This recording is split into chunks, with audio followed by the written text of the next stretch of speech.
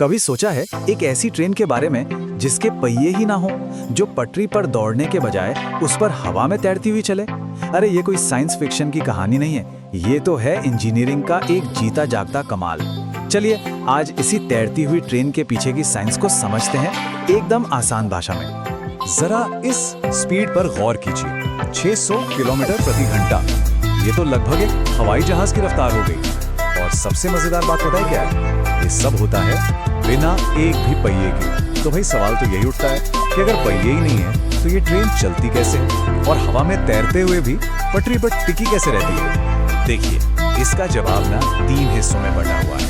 और पहला और सबसे जरूरी हिस्सा है लेविटेशन, यानी ट्रेन को हवा में उठाने का जादू। सही सुना, यहीं से तो सारा खेल शुरू होता है, गुरुत्वाकर्षण को मात देने का खेल। तो ये लेविटेशन आखिर है क्या भला? देखिए, बहुत आसान भाषा में समझें तो ये कुछ और नहीं बल्कि बहुत ही पावरफुल मैग्नेट्स यानी चुंबकों का इस्तेमाल करके ट्रेन को पटरी से बस थोड़ा सा ऊपर उठाने की एक टेक्निक है। इससे होता ये है कि ट्रेन और पटरी के बीच कोई कांटेक्ट ही नहीं रहता और घर्षण, जिसे हम फ्रिक्शन कहते हैं, वो लगभग 0 हो जाता है। अच्छा, अब ट्रेन को उठाने के भी 2 मेन तरीके हैं। एक है EMS यानी इलेक्ट्रोमैग्नेटिक सस्पेंशन। इसमें ट्रेन के नीचे लगे चुंबक पटरी को ऊपर की तरफ, आप कह सकते हैं, खींचते हैं, ठीक वैसे ही जैसे कोई चीज लटक रही हो। और दूसरा तरीका है EDS इलेक्ट्रोडायनेमिक सस्पेंशन। इसमें ट्रेन और पटरी के चुंबक एक दूसरे को धकेलते हैं जिससे ट्रेन ऊपर उठती है। इनमें सबसे बड़ा फर्क यह है कि EMS सिस्टम ट्रेन के रुके होने पर भी उसे हवा में उठाए रख सकता है, जबकि EDS को काम करने के लिए ट्रेन का थोड़ा चलना जरूरी होता है। ठीक है, तो ट्रेन हवा में तो आ गई, पर अब दूसरा बड़ा सवाल, इतनी तेज रफ्तार में ये सीधी कैसे चलती है? दाएं बाएं क्यों नहीं भटक जाती? इसका जवाब भी चुंबकों में ही छुपा है। इसको ऐसे समझिए कि पटरी के दोनों तरफ ना अदृश्य मैग्नेटिक दीवारें बना दी जाती हैं। अब जैसे ही ट्रेन किसी भी एक तरफ ज्यादा खिसकने की कोशिश करती है, उस तरफ के चुंबक उसे या तो वापस बीच में धकेल देते हैं या फिर अपनी तरफ खींच लेते हैं। कमाल है ना?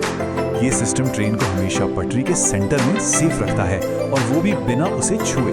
और अब आते हैं हम अपनी आखिरी पहेली पर। ट्रेन हवा में भी है और बिल्कुल सीधी भी चल रही है, पर इसे आगे कौन दौड़ा रहा है? क्योंकि इसमें कोई पारंपरिक इंजन तो होता ही नहीं है। इसका सारा सीक्रेट छिपा है पटरी में, जिसे गाइडवे कहते हैं। यहाँ पर पटरी खुद एक इंजन का काम करती है। ये लगातार एक बदलता हुआ मैग्नेटिक फील्ड बनाती है, मतलब एक चुंबकीय लहर पैदा करती है। ट्रेन पे लगे चुंबक इसी लहर के साथ समझे लॉक हो जाते हैं, तो आगे वाला चुंबक ट्रेन को अपनी ओर खींचते हैं और ठीक उसी समय पीछे वाले चुंबक उसे आगे की ओर धकेलते हैं। और यही खींचने और धकेलने का सिलसिला ट्रेन को अविश्वसनीय रफ्तार देता है। तो ये सब तो हमने समझ लिया कि ये टेक्नोलॉजी काम कैसे करती है, पर असली सवाल तो ये है कि आखिर इसकी जरूरत ही क्यों है? क्या फायदा है इस सबका?